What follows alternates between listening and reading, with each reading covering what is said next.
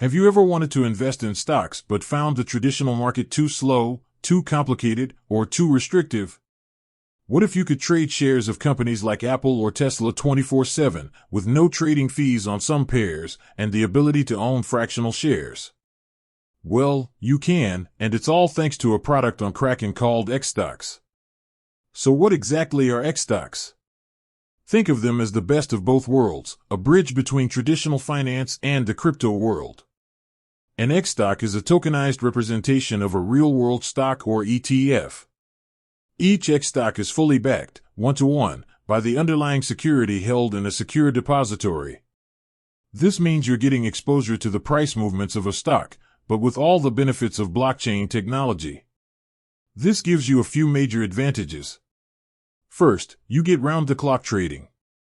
No more waiting for markets to open or close. You can trade 24 hours a day, 5 days a week, right on the Kraken platform.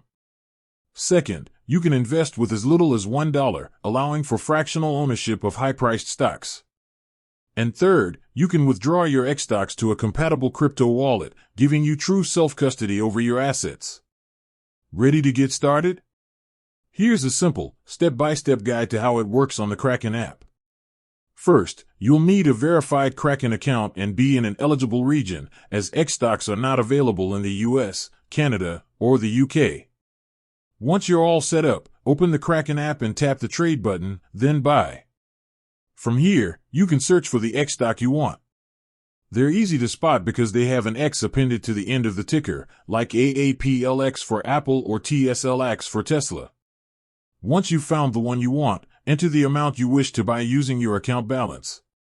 You can use fiat currency or other cryptos. Review the details, confirm the transaction, and that's it. Your xStock is now in your portfolio. Selling is just as simple. Go to the trade section, select sell, find your xStock, enter the amount, and confirm. The process is quick and seamless. With that said, thanks for watching and until next time.